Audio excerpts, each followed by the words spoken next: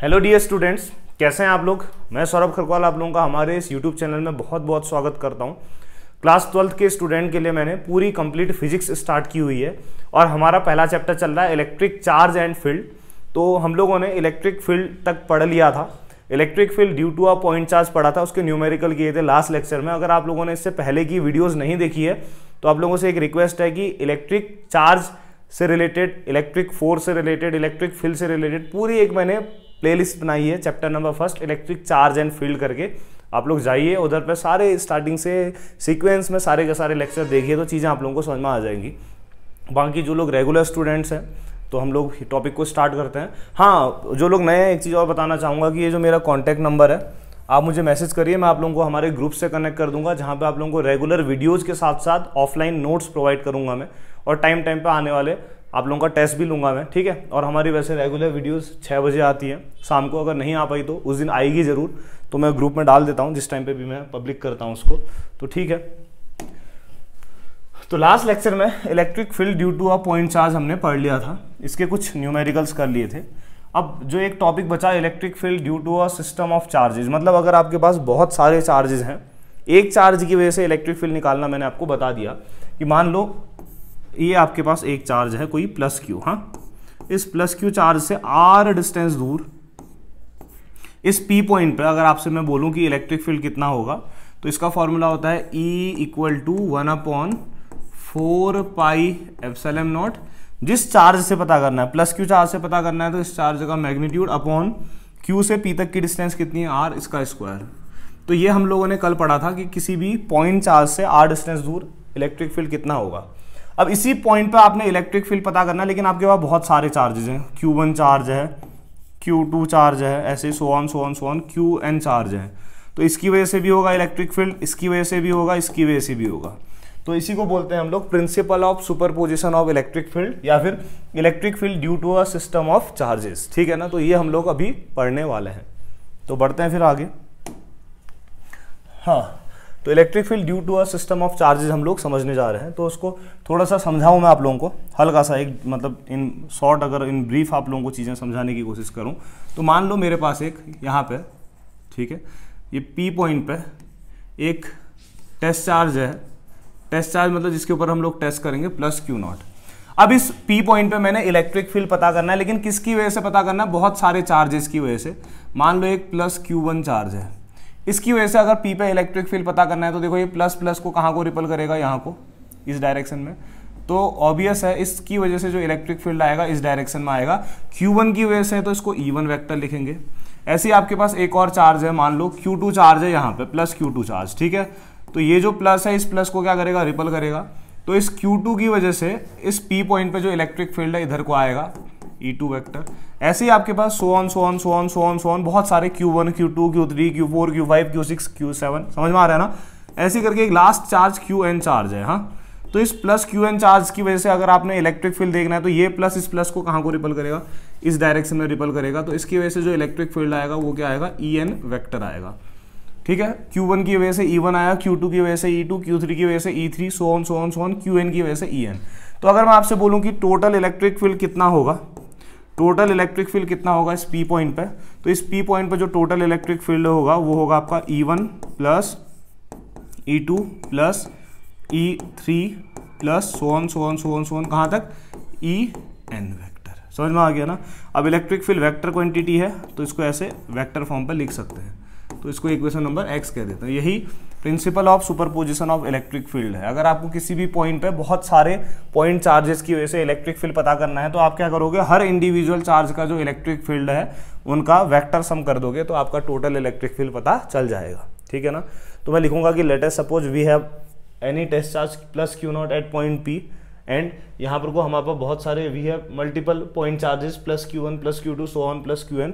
तो due to all these multiple point charges electric field, total electric field at point P अगर आपको पता करना है तो हर इंडिविजुअल चार्ज का जो इलेक्ट्रिक फील्ड है सबका क्या कर दोगे, वेक्टर सम कर दोगे।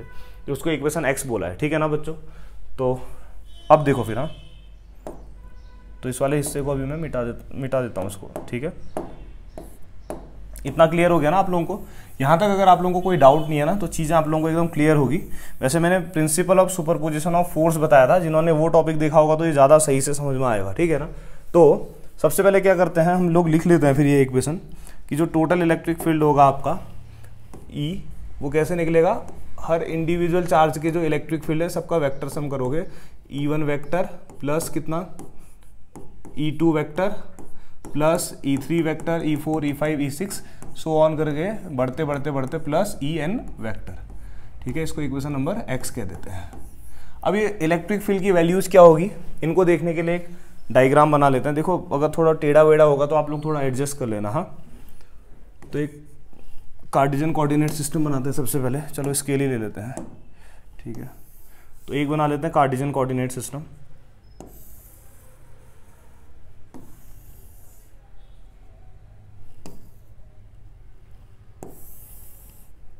ठीक है। तो ये मैंने एक कार्टेशियन कोऑर्डिनेट सिस्टम बना लिया, ठीक है। ये जिसकी एक्स एक्सिस है और ये क्या है आपकी वाई एक्सिस, ठीक है। ये हमारा ओरिजिन हो गया, ठीक। अब हमारे पास किसी पर्टिकुलर पॉइंट पर आपने टोटल इलेक्ट्रिक फील्ड पता करना है। मान लो आपने यहाँ पे पता करना है इस पॉइंट पे टोटल इलेक्ट्रिक फील्ड, तो यहाँ पे एक पॉइंट P ले लेते हैं और इस P पॉइंट पे एक प्लस Q0 क्या लेना पड़ेगा, टेस्ट चार्ज लेना पड़ेगा, ठीक है।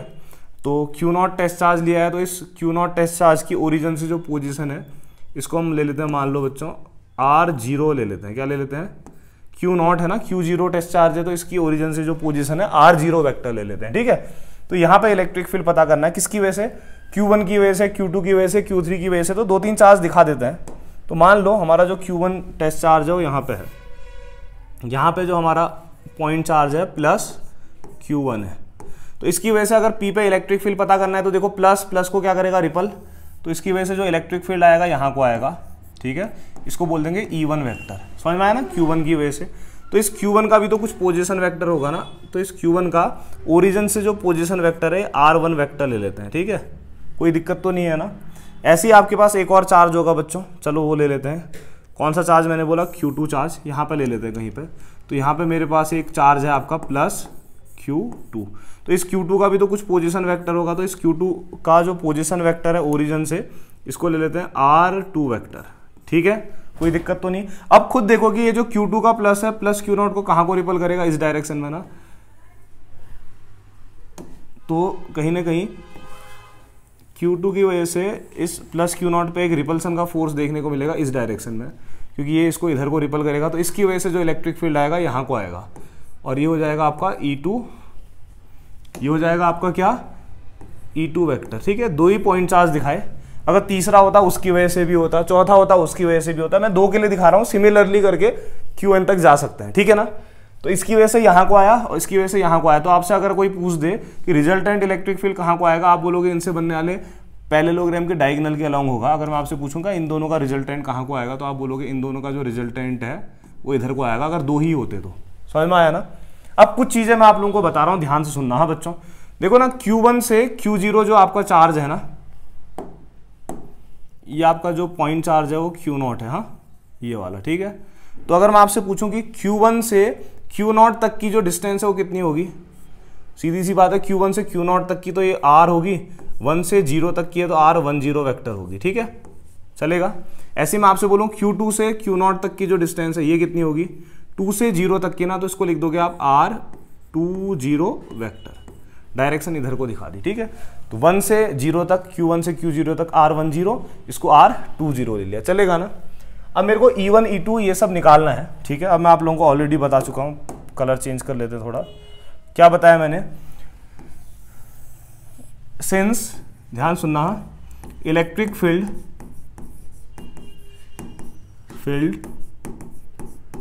किसकी वजह से, due to a point charge, हाँ पॉइंट चार्ज, किसी भी पॉइंट चार्ज की वजह से जो इलेक्ट्रिक फील्ड है ना, इसको वेक्टर फॉर्म पर लिखना, लास्ट लेक्चर में बताया था। E वेक्टर इक्वल टू होता है 1/4 पाई एप्सिलॉन नॉट Q/r², ठीक है। और वेक्टर फॉर्म पर लिखना है तो साथ में कितना आता था, R कैप आता था, ठीक। तो अब सबसे पहले प्लस Q1 की वजह से P पे इलेक्ट्रिक फील्ड निकालता हूँ। तो देयरफॉर अब देखना मैं क्या कर रहा हूँ, मैं लिख रहा हूँ electric field eight P P point पे किसकी वजह से, ड्यू टू Q1 की वजह से, हाँ इसकी वजह से। तो यहां से यहां तक की डिस्टेंस R10 है, तो Q1 की वजह से देखो ये प्लस ने प्लस को यहाँ को रिपल किया है, तो E की जगह क्या रखूंगा, E1 Q1 की वजह से पता कर रहे हैं, equal to 1/4 pi epsilon naught. Q1 की वजह से पता कर रहे हैं, तो Q1 अपॉन कितना, Q1 से Q0 तक की डिस्टेंस R10 है, हाँ तो R स्क्वायर नहीं होगा, R10 का क्या होगा स्क्वायर, साथ में R कैप नहीं होगा, R10 क्या होगा कैप, ठीक है। तो Q1 से निकाल दिया, ऐसे Q2 से निकालें।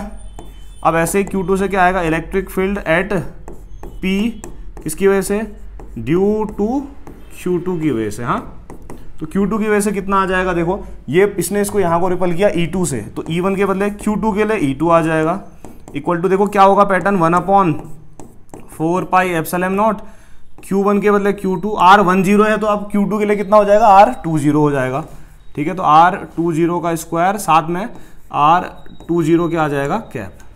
E2 से Q2 से निकाल दिया, ऐसे Q3 से निकाल सकते हो कितना, E3 equal to 1/4 pi epsilon naught, Q3 upon R30 का स्क्वायर, R30 कैप।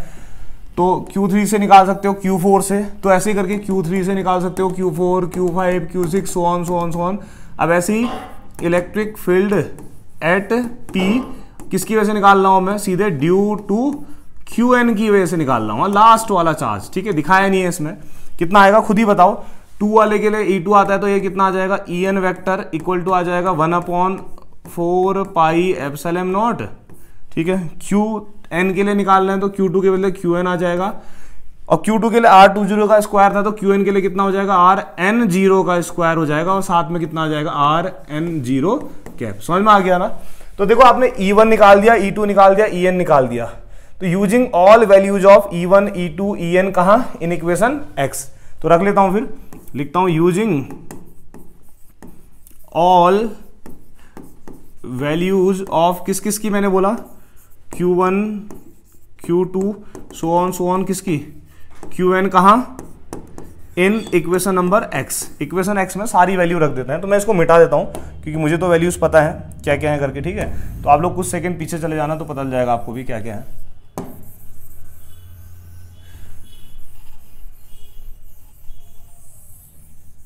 ठीक है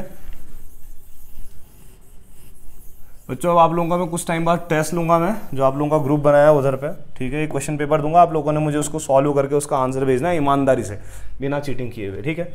तो रख देते हैं वैल्यूज, तो कितना आ जाएगा देखो, E vector equal to E1 की जगह 1/4 पाई एप्सिलॉन नॉट, यह आ जाएगा Q1 अपॉन कितना, R10 का स्क्वायर, यही तो था वैल्यू, R10 कैप, देख लेना आप लोग, हाँ।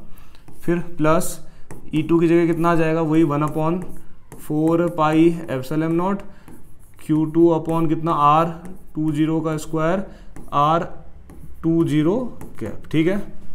प्लस सो ऑन लास्ट वाला कितना था, Qn के लिए कितना था, 4 पाई एप्सिलॉन नॉट, अभी निकाला था, Qn अपॉन कितना, Rn0 का स्क्वायर, साथ में Rn0 कैप, यही तो था। अब इसमें से कुछ चीज आपको ऐसी लग रही है जो बार बार रिपीट कर रही है, देखो तो E वेक्टर इक्वल टू कितना आएगा, देखो 1/4 pi epsilon not, 1/4 pi epsilon not बाहर आ जाएगा सब जगह से, तो 1/4 पाई एप्सिलॉन नॉट आ जाएगा बाहर, तो अंदर कितना बचेगा, देखो Q1 अपॉन कितना, R10 का स्क्वायर, साथ में R10 कैप। फिर साथ में उधर पे ये आएगा Q2 अपॉन कितना, R20 का स्क्वायर, साथ में R20 कैप, देखो प्लस सो ऑन लास्ट वाला क्या आएगा बताओ, तो Qn अपॉन, आपको पता चल रहा है ना। इसके बाद क्या आएगा अगला स्टेप बताओ, Q3 अपॉन R30 का स्क्वायर, R30 कैप। अगला स्टेप 4 के लिए आएगा, 5 के लिए, रिपीट हो रहा है ना, तो Rn0 का स्क्वायर, साथ में Rn0 कैप, ठीक है। तो बच्चों कभी भी ना कोई चीज अगर एडिशन में, जोड़ में रिपीट होती है तो उसको सिग्मा में लिखा जाता है। किस में लिखा जाता है, तो इस चीज को हम सिग्मा में लिख सकते हैं, कैसे, देखो E vector equal to 1/4 pi epsilon naught. जब भी कोई चीज प्लस में है, आपको पता है कि अगला स्टेप ये आएगा, आपको पता है अगला स्टेप ये आएगा, फिर ये आएगा, फिर ये आएगा। तो जब भी चीज ऐसी रिपीट करती है तो इतना बड़ा आप याद मत किया करो, सिग्मा लगा दिया करो। और जो बदल रहा है, देखो Q तो Q ही रह रहा है, लेकिन बॉटम वाली चीज बदल रही है, उसको I लिखते हैं, ठीक है। अपॉन R तो ऐसा ही रह रहा है, लेकिन 10 के बाद 20, ये 1 बदल रहा है 2 में, तो इसको RI0 लिख दोगे, ठीक है, जो बदलेगा इसका स्क्वायर। R1020, तो आगे वाली चीज बदल दी है तो इसको RI0 का क्या लिखोगे, कैप। ठीक है, सिग्मा में ऐसे लिखा जाता है। अब ये जो बदलने वाली चीज है यहाँ पे लिखी जाती है, कहाँ से शुरू होती है बदलने वाली चीज, 1 से शुरू हो रही है और फिर 2 आ रहा है, फिर 3 4 5 6 7, लास्ट वाला क्या आ रहा है, n। तो इस तरीके से इसको भैया सिग्मा में लिखा जाता है। तो कहीं ना कहीं जो टोटल इलेक्ट्रिक फील्ड आया ना प्रिंसिपल ऑफ सुपरपोजिशन के हिसाब से वो इतना आया। ठीक है, तो इसको बॉक्स में बंद कर देते हैं। अगर आपको इसको ओपन करना है ना बच्चों, तो आप लोग जब इसको ओपन करोगे ना तो सेम ऊपर जैसा ही आएगा। हाँ, चेक करके मैं आपको दिखाता हूँ अभी। ठीक है, तो आप इस तरीके से लिखोगे तो थोड़ा छोटा हो जाएगा। सिग्मा लगाना कोई बड़ी बात नहीं है। जब आपको लगे ना कि आपको आगे के स्टेप पता हो रहे हैं, एक पैटर्न देखने को मिल रहा है, तो आप सिग्मा लगा दिया करो और जो चीज़ बदल दी है उसके नीचे आई लिख दिया करो और लिख देना कि कहाँ से बदल रहा है, 1 से। देखो चेक करना है ना, सबसे पहले 1 रखोगे तो Q1/R10 का स्क्वायर R10 कैप, सिग्मा का मतलब प्लस लगाओगे, 1 के बाद 2 रखोगे Q2/R20 का स्क्वायर R20 कैप, 3 रखोगे 4 रखोगे, लास्ट में Qn/Rn0 का स्क्वायर Rn0 कैप। आ रहा है ना, इस तरीके से लिख सकते हैं इसको। ठीक है, अब एक चीज़ और बता देता हूँ आपको मैं, जब इतना बता ही दिया है तो देखो ना, जो कैप है ना उसको बोलते हैं यूनिट वेक्टर। किसी चीज़ के ऊपर अगर कैप लगा रहता है, जैसे R10 कैप है ना, तो याद रखना कि यूनिट वेक्टर का जो मैग्नीट्यूड होता है 1 होता है, सिर्फ उसके पास डायरेक्शन होती है। तो किसी भी वेक्टर में 2 चीज़ें होती है, बहुत बार बताया, एक उसका मैग्नीट्यूड और एक उसकी डायरेक्शन। ठीक है, तो यहाँ से अगर आप लोग देखोगे कि ए कैप कितना है, वो वेक्टर अपॉन उस वेक्टर का मैग्नीट्यूड, ये आपको पता है फॉर्मूला। तो ए कैप इतना है तो R10 कैप कितना होगा, R10 वेक्टर अपॉन R10, तो अपॉन वाला R10 इससे मल्टीप्लाई होगा तो क्यूब आ जाएगा। तो इसी को चाहो तो और करके ऐसे भी लिख सकते हो। ठीक है, कैसे, एक मिनट, हाँ यहाँ पे लिख देते हैं, और इसी को और करके ऐसे लिख सकते हो, E vector equal to 1/4 pi epsilon naught, फिर जो लगेगा ब्रैकेट, फिर इधर आएगा सिग्मा, आई की वैल्यू कहाँ से स्टार्ट हो रही है, 1 से n तक, QI। ठीक है, अपॉन, देखो ये R10 कैप मतलब R10 वेक्टर अपॉन R10 से इसको स्क्वायर को मल्टीप्लाई करोगे तो R10 का, सॉरी मतलब जो I0 है, सॉरी जो भी आपका, इसका क्यूब हो जाएगा। ठीक है ना, ये तो इस तरीके से ऐसा भी लिख सकते हो। ठीक है, तो यही है बच्चों principal of superposition of electric field. मतलब किसी भी पॉइंट पे अगर आपके पास बहुत सारे चार्जेस हैं तो उनकी वजह से जो टोटल इलेक्ट्रिक फील्ड है इस तरीके से लिखा जाता है। ठीक है, बाकी ये जो न्यूमेरिकल है इसको नेक्स्ट लेक्चर में बताऊंगा अभी, क्योंकि काफ़ी लंबा हो जाएगा। थैंक यू आप सभी लोगों का वीडियो देखने के लिए। बाकी आप लोग पढ़ते रहो, टाइम पर मैं आप लोगों का टेस्ट लेने वाला हूँ, जहाँ तक हमने पढ़ लिया है। ठीक है, तो जो टेस्ट है वो क्वेश्चन पेपर मैं ग्रुप में भेजूंगा। ठीक है, मिलते हैं नेक्स्ट लेक्चर में, जहाँ पे आप लोगों को ये न्यूमेरिकल कराने वाला हूँ मैं। हाँ।